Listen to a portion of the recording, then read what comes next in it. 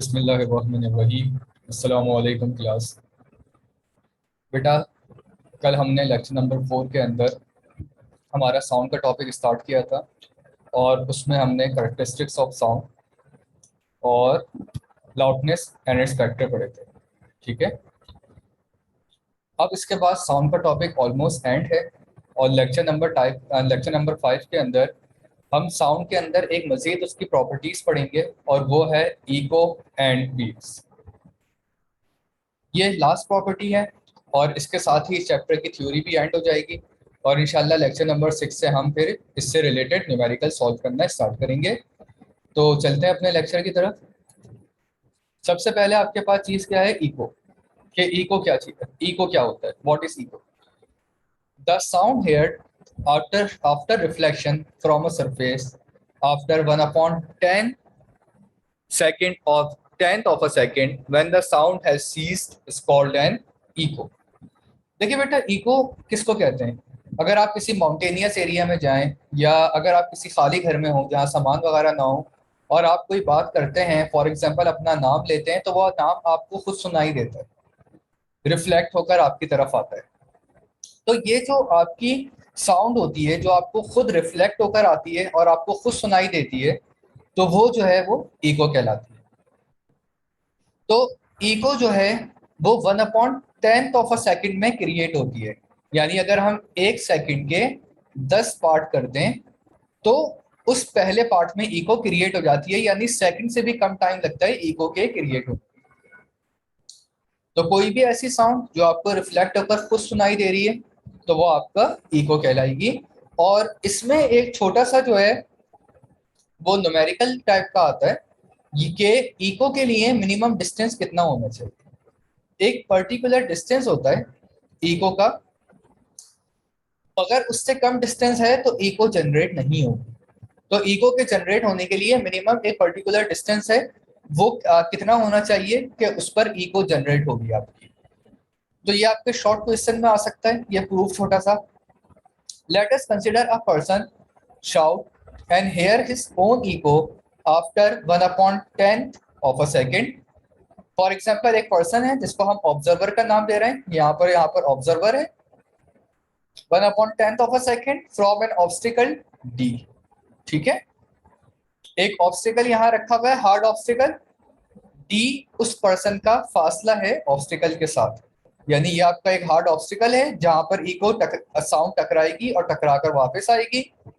और उस ऑब्स्टिकल के दरमियान का जो फासला है ऑब्जर्वर से ऑब्स्टिकल तक का, उसको हमने टी से रिप्रेजेंट किया है, जो कि डिस्टेंस है। If the velocity of sound is 340 metre per second. अच्छा, एक बात ध्यान में रखिएगा कि हवा में वेलोसिटी ऑफ साउंड जो होती है वो 340 मीटर पर सेकेंड होती है। ये चीज आपके एमसीक्यूज में भी आ सकती है। इसके अलावा जब आप न्यूमेरिकल सॉल्व करते हैं तो some time velocity of sound in air आपको गिवन नहीं होती। तो आपको याद रखनी है कि velocity of sound in air जो है वो 340 मीटर पर सेकेंड है। तो अच्छा, इसके अलावा एक पॉइंट और, कि इको जो जनरेट होती है वो हमेशा हार्ड ऑब्स्टिकल से टकरा कर ही होती है। अगर आपके पास ऑब्स्टिकल सॉफ्ट है तो वहां पर इको जनरेट नहीं होगी। फॉर एग्जांपल आप अंडर वाटर हैं, पानी के अंदर हैं, वहां पर इको जनरेट नहीं होगी, वहां पर तो साउंड ही मुश्किल से जनरेट होती है। इसी तरह अगर सामने कोई रिजिड वॉल नहीं है, दीवार नहीं है, माउंटेन नहीं है, कोई सॉफ्ट चीज है, तो वहां पर भी इको जनरेट नहीं होगी। तो ईगो के जनरेट होने के लिए ऑब्स्टिकल का हार्ड होना जरूरी है। तो बेटा इसके लिए न्यूमेरिकल इसका किस तरीके से स्टार्ट होगा कि वेलोसिटी आपकी है 340 मीटर पर सेकेंड, टाइम है 1/10 of a second, S is equal to 2d। Distance जो है, क्योंकि डिस्टेंस को एस से भी रिप्रेजेंट करते हैं और डी से भी, तो एस डिस्टेंस को हम डबल लेंगे। डबल क्यों लेंगे? क्योंकि बेटा साउंड का जाना और जाकर वापस आना, ये डबल फासला हुआ ना। तो पहले साउंड जा रही है, टकराई और टकराकर वापस ऑब्जर्वर के पास आ रही है कि उसको अपनी आवाज को सुनाई दे रही है, तो वो आपके पास इस वजह से डिस्टेंस आपका होगा 2d के बराबर। अब हमें डिस्टेंस का फार्मूला पता है, चैप्टर नंबर 3 के अंदर प्रीवियस क्लास में हमने पढ़ा है कि s is equal to V D होता है डिस्टेंस का फार्मूला। अब वेलोसिटी आपके पास यहाँ पर क्या है 340, और टाइम क्या है आपका 1/10। 340 से 1/10 को डिवाइड करवाया है, यानी 340 डिवाइडेड बाई 10, तो ये आपके पास हो गया 34। 2 यहाँ डी के साथ मल्टीप्लाई हो रहा था, ऑपोजिट साइड जाएगा तो डिवाइड हो जाएगा, तो 34 डिवाइडेड बाई 2, तो 34 डिवाइडेड बाई 2 आपका क्या हो गया 17 मीटर। तो इससे क्या पता लगता है कि इको जनरेट होने के लिए ऑब्जर्वर और ऑब्स्टेकल जिससे टकराकर साउंड को वापस आना है, इन दोनों के दरमियान का फासला मिनिमम डिस्टेंस एटलीस्ट 17 मीटर होना चाहिए, इससे कम पर इको जनरेट नहीं हो। तो आई होप ये क्लियर हो गया होगा आपको इको का टॉपिक। अब उसके बाद एक और छोटा सा टॉपिक है रिफ्लेक्शन ऑफ साउंड वेव। अब देखिए बेटा, जिस तरह लाइट रिफ्लेक्ट होती है इसी तरीके से साउंड भी रिफ्लेक्ट होती है, ठीक है।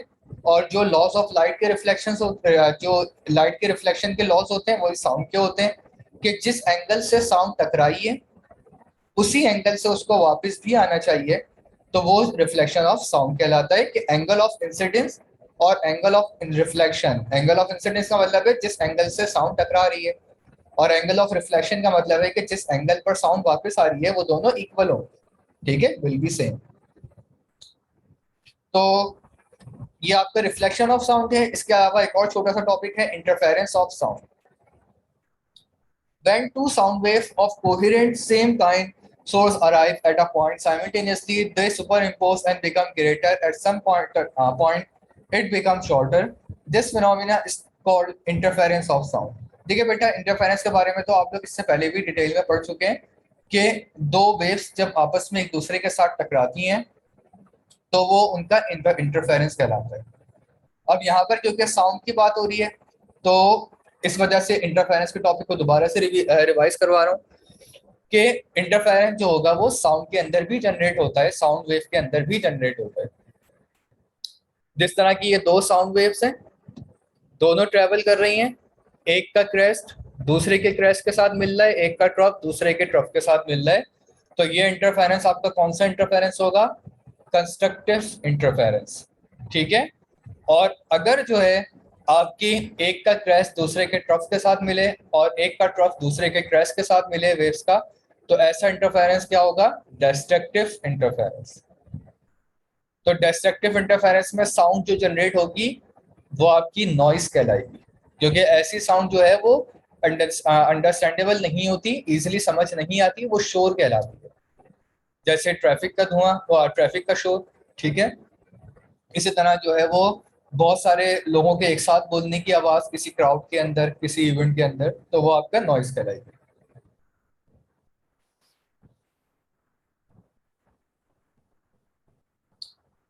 तो यहाँ पर ये आपका इंटरफेरेंस ऑफ साउंड हो गया। अब इसके बाद बेटा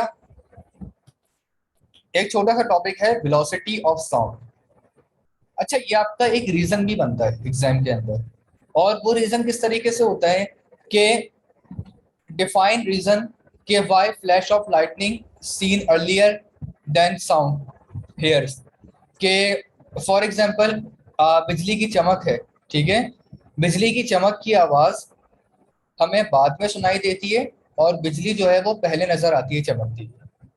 कभी ऑब्जर्व करिएगा जैसे आपके रेनी सीजन के अंदर रात के टाइम पे कि थंडर फ्लैश ऑफ लाइटनिंग जो होती है, यानी बिजली की चमक जो होगी, रोशनी पहले नजर आएगी, यानी बिजली चमकती भी पहले नजर आ जाएगी और उसकी साउंड बाद में सुनाई देती है। इसी तरीके से अगर एक बुलेट जब पिस्टल में से फायर होती है, किसी गन में से फायर होती है, तो उसका फ्लैश यानी फायर होते वक्त जो उसका फ्लैश होता है, रोशनी होती है, चमक, वो आपको पहले नजर आती है, और जो उसकी आवाज है, गन फायर की जो आवाज है वो बाद में सुनाई देती है, ठीक है। बहुत माइक्रो सेकंड्स का फर्क होता है दोनों के दरमियान में, बट हमेशा लाइट पहले नजर आएगी और साउंड बाद में सुनाई देगी उसकी ऑब्जेक्ट की। इसका रीजन क्या है? The reason is that light travel much faster than sound due to its slow velocity, sound lags behind and so it is heard a little after seeing the flash. अच्छा, copy में भी आपको flash तक ही लिखना है, इससे आगे का सेंटेंस नहीं लिखना, ठीक है, वो नेसेसरी नहीं है। तो यहाँ पर आपको स्टार्ट से लेकर it is a matter of common experience से लेकर आफ्टर सीइंग द फ्लैश तक लिखना है इसको।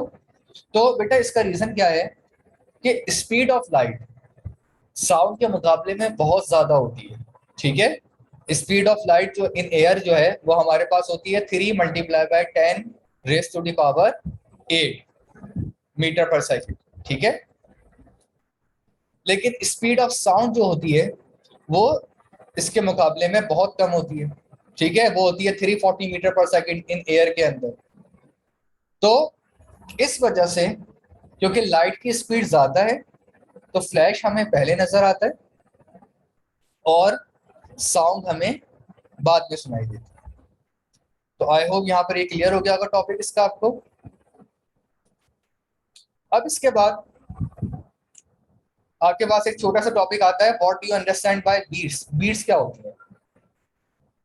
When two waves of slightly different frequencies traveling in a medium in same direction superimpose a periodic rise and fall in the intensity of sound is heard is called beats। देखिए बेटा, जब two waves जिनकी जिनकी frequencies different हो एक दूसरे से, वो एक मीडियम में ट्रेवल करें सेम डायरेक्शन, ठीक है। दो वेव्स जब एक ही डायरेक्शन में ट्रेवल कर रही हो विद डिफरेंट फ्रीक्वेंसीज, दोनों वेव्स की फ्रीक्वेंसीज अलग अलग है, तो उन वेव में जो पीरियोडिक राइज एंड फॉल होता है, यानी एक पैटर्न के साथ पहले लाइटर फ्रीक्वेंसी की वेव ऊपर उठी, फिर हैवी फ्रीक्वेंसी की वेव ऊपर उठी, और दोनों वेव इस तरीके से जो पीरियोडिक राइज एंड फॉल हो रहा है, फिर दोबारा लाइटर उठी, फिर दोबारा हैवी वेव ऊपर की तरफ राइज हुई, तो इस राइज एंड फॉल को हम बीट्स कहते हैं। बीट्स का यूज कहाँ पर होता है बेटा? बीट्स का इस्तेमाल होता है म्यूजिकल सॉन्ग के अंदर, क्योंकि आप जब कोई सॉन्ग सुनते हैं तो कभी उसको ऑब्जर्व करें, हैंड फ्री लगाकर जब आप सुनते हैं तो मल्टीपल साउंड्स आपको जो है वो हेयर हो रही होती है। उसमें सिंगर की वॉइस भी होती है, बैकग्राउंड पे कोई ना कोई म्यूजिक भी होती है, म्यूजिकल इंस्ट्रूमेंट भी अलग अलग होते हैं, ड्रम भी होगा, वायलिन भी होगा, ठीक है, फ्लूट भी होगा, अलग अलग होते हैं। और इसी तरह एक सॉन्ग के अंदर कई बार राइज एंड फॉल आते हैं, कहीं पर सिंगल की वॉइस स्लो हो जाएगी और पीछे जो म्यूजिकल इंस्ट्रूमेंट है उनकी तेज हो जाएगी, कई बार म्यूजिकल इंस्ट्रूमेंट की वॉइस स्लो हो जाएगी, सिंगर की साउंड तेज हो जाएगी। तो ये चीज बीट्स कहलाती है कि एक पैटर्न के साथ पीरियोडिकली राइज एंड फॉल होना मल्टीपल साउंड्स का। जरूरी नहीं है कि टू वेव्स हो, दो से ज्यादा वेव्स भी हो सकती हैं। Human ear can detect maximum 7 beats in a second. हमारे कान जो हैं वो 1 सेकंड के अंदर मैक्सिमम 7 बीट्स सुन सकते हैं, ठीक है, डिटेक्ट कर सकते हैं। अगर किसी सॉन्ग के अंदर 9 बीट्स यूज की गई हैं, 8 बीट्स यूज की गई हैं, 8 बीट्स यूज करने का क्या मतलब है कि 8 डिफरेंट साउंड वेव्स इस्तेमाल की गई हैं, यानी 8 डिफरेंट तरह के म्यूजिकल इंस्ट्रूमेंट्स यूज किए गए, तो हम पर सेकंड सिर्फ 7 म्यूजिकल इंस्ट्रूमेंट को अंडरस्टैंड कर सकते हैं, 8वें को और 9th को अंडरस्टैंड नहीं कर सकते 1 सेकंड में। नेक्स्ट सेकंड के अंदर मे बी पॉसिबल हम बाकी 8 और 9 को अंडरस्टैंड कर लें, फर्स्ट एंड सेकंड को जो है वो नहीं कर सकें। तो ह्यूमन एयर 1 सेकंड में 7 बीट्स अंडरस्टैंड कर सकते हैं। तो आई होप ये क्लियर हो गया होगा। ग्राफिकल रिप्रेजेंटेशन बीट की इसी तरह की इस तरीके से होती है, ठीक है। ये जैसे मल्टीपल वेव्स हैं, ये 8 हर्ट्ज की वेव्स है, ये 10 हर्ट्ज की वेव है, दो अलग अलग वेव्स हैं। अब ये वेव यहाँ पर आपस में कंबाइन हो गई और कंबाइन होने के बाद इनमें पीरियोडिक राइज एंड फॉल हो रहा है, तो ये आपका बीट्स कहलाएगा। लास्ट टॉपिक है आपका अल्ट्रासोनिक वेव्स और define ultrasonic wave. Ultrasonic wave कौन सी होती हैं और उनकी एप्लीकेशंस क्या क्या है? Ultrasonic waves are longitudinal waves with frequencies above the audible range. Such waves are usually produced by making a quartz crystal oscillate electrically. Frequency of ultrasonic wave is about 10 is to the power 9 hertz. देखिए बेटा, कल मैंने आपको sound की Audible frequency range बताई थी जो कि हम डिटेक्ट कर सकते हैं 20 हर्ट्ज से लेकर 20,000 हर्ट्ज तक, ठीक है। 20 हर्ट्ज से बिलो भी नहीं कर सकते और 20,000 हर्ट्ज से अबव भी नहीं कर सकते। तो 20 हर्ट्ज से बिलो जो वेव्स होती हैं वो आपकी कहलाती हैं इंफ्रासोनिक वेव्स, और 20,000 हर्ट्ज से अबव की जो वेव्स होती हैं साउंड वेव्स वो आपकी कहलाती हैं अल्ट्रासोनिक वेव्स। ये वेव जो जनरेट होती हैं वो क्वार्ट क्रिस्टल को अगर हम इलेक्ट्रिकली ऑस्किलेट करें, ठीक है, यानी अगर हम क्वार्ट क्रिस्टल के अंदर करंट पास करें तो उसके करंट पास करने के शोर से ऐसी वेव जनरेट होती है। इन वेव का काम क्या है, एप्लीकेशन ऑफ अल्ट्रासोनिक वेव्स का, in echo depth sounding device to determine the depth of the sea floor. ये अल्ट्रासोनिक वेव सोनार में इस्तेमाल की जाती हैं। सोनार क्या होता है बेटा, शिप्स के अंदर एक डिवाइस लगती है जो आपके पास सबमरीन्स हो गई या दूसरे कोई शिप हो गए, जब वो समंदर में ट्रेवल कर रहे होते हैं तो समंदर में बहुत सारे आपके रॉक्स होते हैं जो कि नजर नहीं आते, चट्टानें होती हैं जो अचानक बीच में आ जाती हैं जो कि नजर नहीं आ रही होती। तो वो सोनार की मदद से अल्ट्रासोनिक वेव्स को नीचे की तरफ फेंकते हैं और देखते हैं कि वो वेव कितनी देर में रिफ्लेक्ट होकर आ रही है। अगर वो वेव बहुत जल्दी रिफ्लेक्ट होकर वापस आ जाती है क्योंकि साउंड रिफ्लेक्शन करती है, तो अगर वो वेव बहुत तेजी में रिफ्लेक्ट होकर वापस आ जाए तो इसका मतलब होता है कि कोई ऑब्स्टेकल समंदर में बीच में मौजूद है, तो वो अपना रास्ता बदल देते हैं। ठीक है, कोई चट्टान है बीच में और करीब ही है, अगर वो देर में रिफ्लेक्ट होकर वापस आ रही है तो इसका मतलब है कि चट्टान मौजूद है लेकिन वो दूर है। अगर वो वापस ही नहीं आ रही तो इसका मतलब है कि बीच में कोई ऑब्स्टेकल मौजूद ही नहीं है, तो वो इजिली ट्रेवल कर सकते हैं। तो इन ये काम होता है इको डेप्थ। इसके अलावा समंदर की गहराई को फाइंड करने के लिए भी इको डेप्थ फाइंडर इस्तेमाल किया जाता है अल्ट्रासोनिक वेव्स के जरिए। जितनी देर में वेव रिफ्लेक्ट होकर वापस आएंगी इसका मतलब है कि समंदर उस जगह पर उतना ही ज्यादा गहरा है, ठीक है, डीप है। To find the location of object by echo, इसी तरह अल्ट्रासोनिक वेव का काम है कि कोई ऑब्जेक्ट अगर मिस हो गया हो तो उसकी लोकेशन ट्रेस करने के लिए भी इस्तेमाल किया जाता है। फिनोमिना वही होता है कि वेव अगर टकराकर वापस आएंगी तो इसका मतलब है ऑब्जेक्ट कहीं पर मौजूद है, फिर डायरेक्शन देखी जाती है कि वेव किस डायरेक्शन में टकराकर वापस आई है। फॉर एग्जाम्पल एक रूम है और रूम में एक आपका कोई ऑब्जेक्ट, आपकी कोई चीज गुम हो गई है, ठीक है, अब पूरे रूम में आपको मिल नहीं रही, आप रूम में चारों तरफ जो है वो अल्ट्रासोनिक वेव को स्कैटर करोगे। अब जो वेव टकरा कर वापस आएगी तो इसका मतलब है कि ऑब्स्टेकल कहीं ना कहीं मौजूद है जिससे वो टकरा कर वापस आ रही है, क्योंकि रिफ्लेक्शन जब होता है वो किसी हार्ड सब्सटेंस के ऊपर ही होता है, हमने अभी इको में पढ़ा है। तो इसका मतलब है कि जिस एरिया से, जिस डायरेक्शन से वेव वापस आएगी ऑब्जेक्ट वहां पर मौजूद है। तो किसी भी ऑब्जेक्ट की लोकेशन फाइंड करने के लिए इस्तेमाल किया जाती है कि इसमें यूज होता है अल्ट्रासोनिक वेव का। इसके अलावा अल्ट्रासोनिक गाइडेंस डिवाइस होती है ब्लाइंड पर्सन के लिए, उसमें यूज होता है, ब्लाइंड पर्सन इस्तेमाल करते हैं। Ultrasonic waves are widely use as diagnostic therapy and surgical tool. इसके अलावा अल्ट्रासोनिक वेव का यूज मुख्तलिफ मेडिकल पर्पसेस में भी होता है, जिसमें से एक कॉमन मेडिकल जो आपका फिनोमिना है वो है अल्ट्रासाउंड। ठीक है, सबने नाम सुना होगा उसका। तो अल्ट्रासाउंड के अंदर भी इन्हीं वेव्स का इस्तेमाल होता है जो बॉडी के अंदर के ऑब्स्टेकल्स को ऑब्जर्व करके उसकी इमेजेस कंप्यूटर पे दे रही होती हैं। तो बेटा ये आपके टॉपिक था यहाँ तक अल्ट्रासोनिक वेव तक का। अच्छा, इस टॉपिक में एक बात ध्यान में रखिएगा कि ये जो आपके पास टॉपिक है reflection of sound and interference of sound, ये सिर्फ एक्सप्लेन करने के लिए यहाँ पर समझाया था, ठीक है। इसको कॉपी में नोट डाउन करने की जरूरत नहीं है क्योंकि आपने इंटरफेरेंस के टॉपिक में पहले से ही इसको कवर कर लिया है। कंस्ट्रक्टिव इंटरफेरेंस और डिस्ट्रक्टिव इंटरफेरेंस जो हमने लिखा था अपने लेक्चर नंबर 3 के अंदर, तो वहां पर ये ऑलरेडी कवर हो चुका है, तो इसको दोबारा से रीराइट करने की जरूरत नहीं है। इसके अलावा बाकी पूरा लेक्चर आपको एज इट इज कॉपी करना है, ठीक है। इको का, वेलोसिटी ऑफ साउंड, बीट्स और अल्ट्रासोनिक वेव्स और उसकी एप्लीकेशन। तो बेटा यहाँ पर हमारे चैप्टर नंबर 12 की थ्योरी भी एंड होती है। नेक्स्ट लेक्चर से इंशाल्लाह इसके न्यूमेरिकल स्टार्ट करेंगे। टेक केयर, अल्लाह हाफिज।